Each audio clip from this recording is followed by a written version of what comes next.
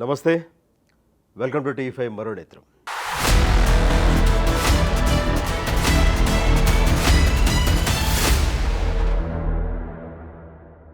Janasena party అధినేత Andhra Pradesh deputy CM Pawan Kalyan గారి తల నరికేస్తారు అట.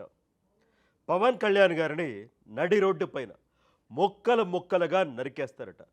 మరి ఆయన చేసిన నేరం ఏంటి, ఆయన చేసిన ఘోరం ఏంటి అంటే ఆయన సనాతన ధర్మం గురించి మాట్లాడడం. ఆయన సనాతన ధర్మం గురించి మాట్లాడితే రోడ్డు పైన ముక్కలు ముక్కలుగా నరికేస్తారట, తల కూడా తీసేస్తారట. ఈ వార్నింగ్ ఇచ్చింది ఏదో తాలిబాన్ తీవ్రవాదులు కాదు, ఈ వార్నింగ్ ఇచ్చింది అల్-ఖైదా తీవ్రవాదులు కూడా కాదు. వాళ్ళకంటే డేంజరస్ ఆంధ్రప్రదేశ్లో కొంతమంది ఉన్నారు. ఆంధ్రప్రదేశ్ పౌరుల రూపంలో తిరుగుతూ ఉన్నారు. మరీ ముఖ్యంగా మత ప్రబోధకుల ముసుగులో తిరుగుతూ ఉన్నారు ఈ తీవ్రవాదులు. మరీ ముఖ్యంగా పాస్టర్ల అవతారం ఎత్తి దొంగ పాస్టర్లు కొంతమంది తయారయ్యి ఇలాంటి వ్యాఖ్యలు చేస్తూ ఉన్నారు.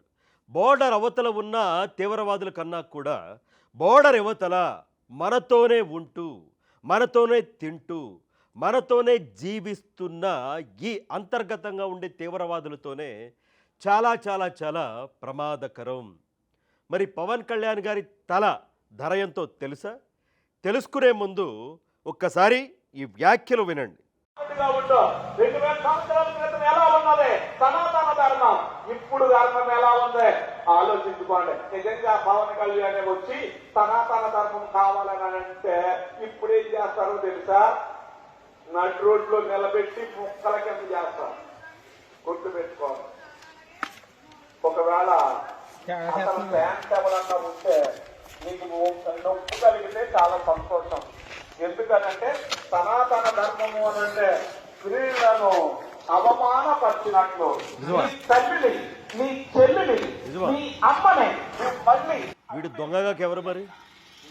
వీడు దొంగ పాస్టర్ గాక ఎవరు మరి? ఒక పార్టీ అధినేత, ఆంధ్రప్రదేశ్కి డిప్యూటీ ముఖ్యమంత్రి, ఆయన్ని పట్టుకొని ఏకంగా ముక్కలు ముక్కలుగా నరికేస్తాను అన్నాడంటే ఇతను నిజమైన పాస్టర్ని అనుకోవడంలా. నిజమైన పాస్టర్ ఎప్పుడు క్రీస్తు బోధనలు మాత్రమే చేస్తారు క్రైస్తవులకి. నిజమైన పాస్టర్ ఎప్పుడు క్రీస్తు బోధించిన ప్రేమ, త్యాగం, శాంతి వీటిని మాత్రమే బోధిస్తాడు. మరి ఇలా మాట్లాడుతూ ఉన్నాడు అంటే వీళ్ళు దొంగ పాస్టర్లు, కొన్ని పార్టీలు ప్రేరేపించిన పాస్టర్లు. ఇలాంటి వాళ్ళు ఇక్కడే ఉన్నారా అంటే ఒక్కరే ఉన్నారు, ఇంకా చాలామంది ఉన్నారంటే చాలామంది ఉన్నారు. పవన్ కళ్యాణ్ గారి వెనక, కూటమి ప్రభుత్వం వెనక ఒక భారీ కుట్ర జరుగుతూ ఉంది. ఇప్పుడు పాస్టర్ ఆయన ఏం చెప్పాలి? క్రీస్తు బోధనలు చెప్పాలి. సనాతన ధర్మం గురించి ఎందుకు? నీ మతం గురించి నువ్వు ప్రచారం చేసుకో. సనాతన ధర్మం గురించి నీకెందుకు? పైగా ఏమంటా ఉన్నారు? సనాతన ధర్మం అక్కని అవమానించడం, అమ్మని అవమానించడం అని చెప్పేసి అంట. ఎక్కడ అమ్మని అక్కని అవమానించడం? పెద్దల్ని పూజించాలి, పెద్దల్ని గౌరవించాలి, పిల్లల్ని బాధ్యతగా చూసుకోవాలి, వైవాహిక బంధానికి విలువనివ్వాలి. ఇది కదా సనాతన ధర్మం చెప్పింది. పవన్ కళ్యాణ్ గారు ఏం చెప్తా ఉన్నారు? నేను హిందువుని కాబట్టి సనాతన ధర్మాన్ని మన హిందువులంతా పరిరక్షించుకోవాలి అంటున్నారు.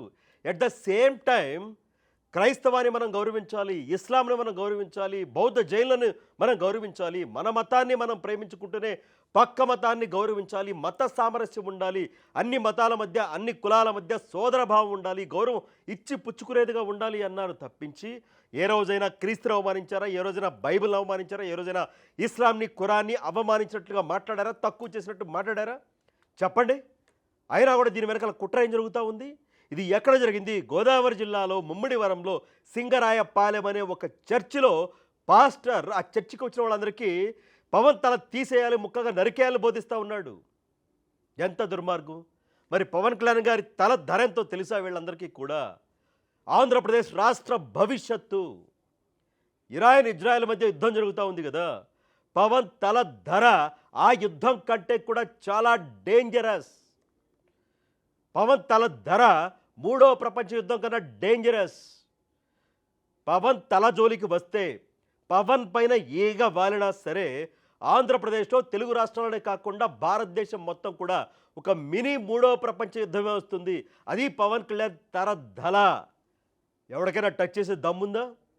ఎవరికైనా సరే టచ్ చేసి చూడండి, జస్ట్ అలా టచ్ చేసి చూడండి. ముక్కల ముక్కలుగా నరికేయాలా, తల నరికేయాలా?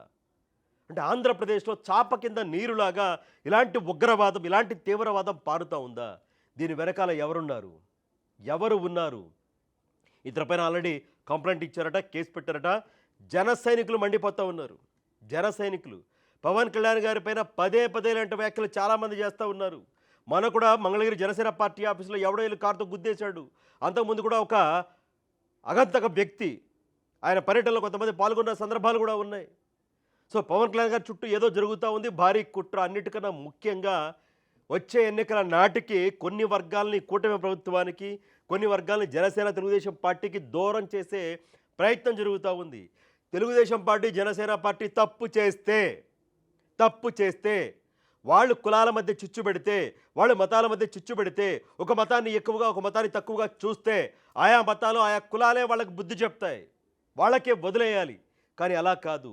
ఇది కృత్రిమంగా ఒక కుట్ర, కృత్రిమంగా ఆయా కులాల మధ్య మతాల మధ్య చిచ్చు పెట్టి లబ్ధి పొందే ప్రయత్నం జరుగుతూ ఉంది. ఇది చాలా డేంజరస్. మీకు అందరికీ గుర్తుందో లేదో, పాస్టర్ అనిల్ కుమార్, బ్రదర్ అనిల్ కుమార్ చెప్పారు. ఇంకా చాలామంది చెప్పారు మీడియా ముందే.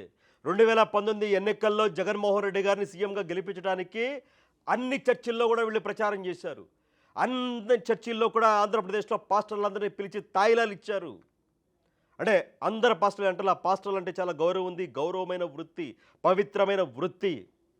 చర్చి పవిత్ర ప్రార్థనాలయం, క్రీస్తు మహానుభావుడు, దాంట్లో డౌట్ లేదు. బట్ వాళ్ళని రాజకీయాల కోసం వాడేస్తూ ఉన్నారు.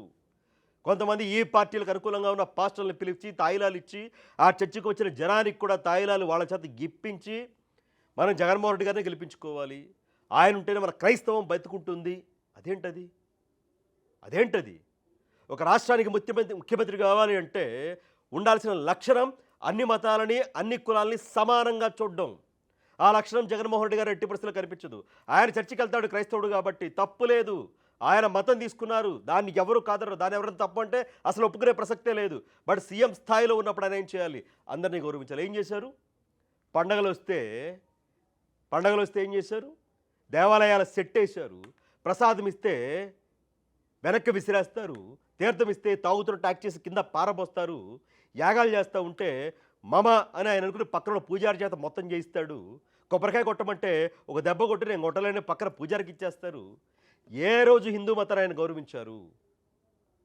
క్రైస్తవ మతం ఎలా చూస్తూ ఉన్నారు, ఇస్లాంని, హిందూని, మిగతా మతాలు కూడా అదే విధంగా చూడాలి. అది చేస్తూ ఉన్నారు కదా అటు చంద్రబాబు గారు, పవన్ కళ్యాణ్ గారు, లోకేష్ గారు. కానీ పవన్ కళ్యాణ్ గారి పైన ఏదో విధంగా అంటే ఒక ఉన్మాదులను తయారు చేసి, ఇప్పుడు అన్నాడు ముక్కలుగా నరికేస్తామని. ఎవడో ఉన్మాదు ఉంటాడు, ఏదైనా దాడి చేస్తే, పవన్ కళ్యాణ్ గారికి ఏమైనా హాని తలపెడితే దానికి వీళ్ళు చెప్పేది ఏంటి? ఆయన సనాతన ధర్మం నెత్తికెత్తుకున్నాడు, మన మతాలకు ఏదో వచ్చేస్తుంది అన్న ఒక ఇంటెన్షన్ని ఆయా వర్గాల్లోకి పంపించే ప్రయత్నం కొన్ని పార్టీలు చేస్తూ ఉన్నాయి. ఆ పార్టీలు ఎవరో నేను చెప్పాల్సిన అవసరం లేదు. అప్పుడు బ్రదర్ అనిల్ కుమార్ ఏం చెప్పారు? ఇదే చెప్పారు, ఇలా మేము చేసామని. చర్చిలన్నింటికి, పాస్టర్లన్నింటికి మేము చేసి ప్రచారాలు చేసామని. ఇప్పుడు కూడా అదే జరుగుతూ ఉంది. పవన్ కళ్యాణ్ని ఒక సనాతన ధర్మం ఆయన నెత్తికెత్తుకున్నారు, మనకేదో జరగబోతూ ఉందని చర్చిల్లో కొంతమంది దొంగ పాస్టర్లను చేరదీసి వాళ్ళకి తాయిలాలు ఇచ్చి, ఇతనే కాదు, ముమ్మిడి వరమతనే కాదు, ఇంకా చాలామంది ఉండొచ్చని జనసైనికులు అనుమానం వ్యక్తం చేస్తూ ఉన్నారు. ఆ అనుమానంలో నిజం లేకపోలేదు, ఖచ్చితంగా లేకపోలేదు. సో ఆయా పాస్టర్ల ద్వారా కొన్ని వర్గాల్ని జనసేన పార్టీకి, కూటమి ప్రభుత్వానికి దూరం చేసే ప్రయత్నం ఒకటి, వాళ్ళని ఉగ్రవాదుల్లాగా కొంతమందిని తయారు చేసి పవన్ కళ్యాణ్ గారి పైన ఉసిగొలపడానికి ఒక భారీ కుట్ర, పెద్ద కుట్ర నడుస్తూ ఉంది. ఇదేమి చిన్న విషయంగా తీసుకోవాల్సిన అవసరం లేదు. ప్రతి ఆదివారం చిన్నప్పుడు నేను కూడా వెళ్ళేవాడిని సండే చర్చి, తెలుసా మీకు? పల్లెలోకి వెళ్ళేవాడిని నేను. వెళ్ళి ఆ సామాజిక వర్గం, దళిత సామాజిక వర్గం వాళ్ళ మా క్లాస్మేట్లు అక్కడ కొన్ని పోటీలు పెట్టేవాళ్ళు. ఆదివారం చక్కగా రాసేవాడిని, ప్రైజులు కూడా వచ్చాయి. సో ఆ విధంగా మా మతం, హిందూ మతాన్ని మేము ప్రేమించుకుంటూనే ఆయా మతాలను కూడా గౌరవించే మనస్తత్వం ఉంది. అది అందరికీ ఉంది, పవన్ కళ్యాణ్ గారికి, చంద్రబాబు నాయుడు గారికి, లోకేష్ గారికి. కానీ చాలా కుట్ర. ఎలాగైనా గెలవాలి అంటే మన 2024 ఎన్నికల్లో ఎవరైతే కూటమి వైపు నిలిచారో కొన్ని కులాలు కానీ, మతాలు కానీ, వాటిని దూరం చేసే ప్రయత్నం. ముందుగా కాపులను రెచ్చగొడతా ఉన్నారు. ఇదిగో కాపులకి ఏదో అన్యాయం జరిగిపోతూ ఉంది కూటమి ప్రభుత్వాలని. అంటే 3 పార్టీలు ఉన్నాక చిన్న చోట్ల అక్కడ ఇక్కడ గ్రామ స్థాయిలో ఏదో ఒకటి ఉంటానే ఉంటుంది. అది అధికారంలో ఉన్నా లేకపోయినా ఎక్కడో చోట ఉంటూనే ఉంటుంది. ఏం రెడ్డి సామాజిక వర్గానికి వేరే వాళ్ళతో లేవా చెప్పండి? ఆయా గ్రామాల్లో గ్రామాలకు సంబంధించి కొన్ని చోట్ల ఉంటాయి. వాటిని భూతద్దంలో పెట్టి చూపి ఏదో జరుగుతూ ఉంది అని కాపుల్ని పవన్ కళ్యాణ్ గారికి దూరం చేసే ప్రయత్నం. అంబటి రాంబాబు గారు కాపు ఉద్యమాన్ని ఎప్పుడు నెత్తి పెట్టుకోవాలా? ఆయన కాపే పెట్టుకోలే ఎప్పుడు నెత్తి మీద. కాపుల కోసం ఉద్యమించలా, కాపుల కోసం చెమట రక్తాలు చిందించలా ఆయన. ఇంకా కాపులు తాగుబోతులు తిరుగుబోతులు అని చెప్పేసి మాట్లాడిన వ్యక్తి ఎప్పుడైతే ఆయన అరెస్ట్ చేసి జైలుకి పంపించారో, చంద్రబాబు నాయుడు గారి తల్లిని దూషించిన కేసులో వెంటనే కాపునేత ఇదోటి లంఘించారు. అంటే ఆయన రాత్రి కాపునేతం చేసేసారు. ఆయనకు 60 ఏళ్ల పైన ఉంటే ఎప్పుడూ లేదు కాపునేత. ఇప్పుడు కాపునేత ఎందుకు? కాపులు రెచ్చగొట్టడానికి. ఇది ఒక కాపుని జైలుకి పంపించింది చూసావా అని చెప్పేసి. మరి పవన్ కళ్యాణ్ కూడా కాపేక ఆయన ఏ విధంగా వేధించింది వైఎస్ఆర్ కాంగ్రెస్ పార్టీ ప్రభుత్వం? ఇది చాలా దారుణమైన కుట్ర. అదొక కుట్ర అయితే ఇప్పుడు ముస్లిమ్స్ని క్రిస్టియన్స్ని రెచ్చగొట్టడం సనాతన ధర్మం కదా ఇక్కడ ఏదో జరిగిపోతూ ఉంది అని ఆయన పైకి ఉన్మాదులను తయారు చేసి ఉసిగొలపడం. చర్చిల్లో వీళ్ళపైన అక్కడ చర్చిల్లో నేను అదే అంటా ఉన్నాను. ఇప్పుడు మొన్న కూడా వీడియో చేశాను నేను. తిరుమల తిరుపతి దేవస్థానం ఉంది, అక్కడికి వెళితే గోవిందనామ స్మరణ మాత్రమే వినిపించాలి. రీల్స్ కాదు, బర్త్డే కేకులు కాదు, మరొకటి అన్యమతం కాదు. అలాగే మనం చర్చిలోకి వెళ్ళినప్పుడు పవిత్రమైన మనసుతో క్రీస్తు బోధనలు మాత్రమే వినాలి. ఆ ప్రేమ త్యాగం అది మాత్రమే వినాలి. బైబిల్ వాక్యాలు మాత్రమే వినాలి. అంతేగాని తలలో నరికేస్తా, ముక్కలుగా నరికేస్తా. యేసుక్రీస్తు చెప్పాడా? బైబిల్ చెప్పిందా తలలు నరకమని, ముక్కలుగా చేయమని? సనాతన ధర్మం చెప్పిందా ముక్కలుగా నరకమని? ఇస్లాం చెప్పిందా ముక్కలుగా నరకమని? కానీ ఆయా మతాల ముసుగులో ఉంటారు తీవ్రవాదులు, ఉగ్రవాదులు, ఉన్మాదులు. సో వీళ్ళ వల్ల మొత్తానికి చుట్టుకుంటుంది ఇదంతా కూడా. సో ప్రభుత్వానికి రిక్వెస్ట్ ఏంటంటే, జనసైనికులు చేయాల్సిన రిక్వెస్ట్ ఏంటంటే, పవన్ కళ్యాణ్ గారికి ఖచ్చితంగా ముప్పు పొంచి ఉంది, ఇది డౌటే లేదు. ఈ పాస్టర్ ఒకటి మాట్లాడింది కాదు, ఇది చాప కింద నీరులాగా చాలా టార్గెటెడ్గా చాలా ప్లాన్డ్గా చేస్తూ ఉన్నారు. ముఖ్యంగా గోదావరి జిల్లాలు, కూటమికి పట్టున్న జిల్లాలు, తెలుగుదేశం పార్టీకి జనసేన పార్టీకి పట్టున్న జిల్లాలు. సో ఆ జిల్లాలో ఏ విధంగా దాదాపుగా క్లీన్ స్వీప్ చేశారో అందరికీ తెలిసిందే. సో అందుకని అక్కడి నుంచి ఈ విధంగా టార్గెట్ చేస్తూ ఉన్నారు.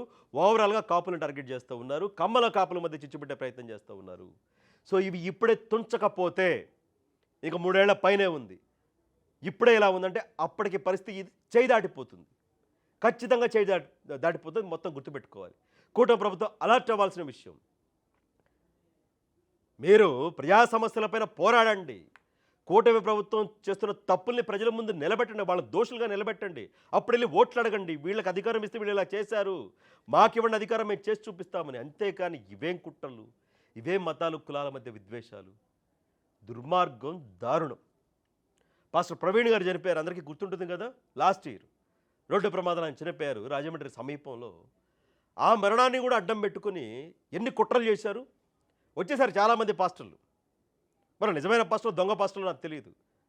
రెచ్చగొట్టే ప్రయత్నం చేస్తారు క్రైస్తవ సమాజాన్ని. క్రైస్తవ సమాజం ఆ సమయంలో చాలా సంయమనం పాటించింది. Hats off to them.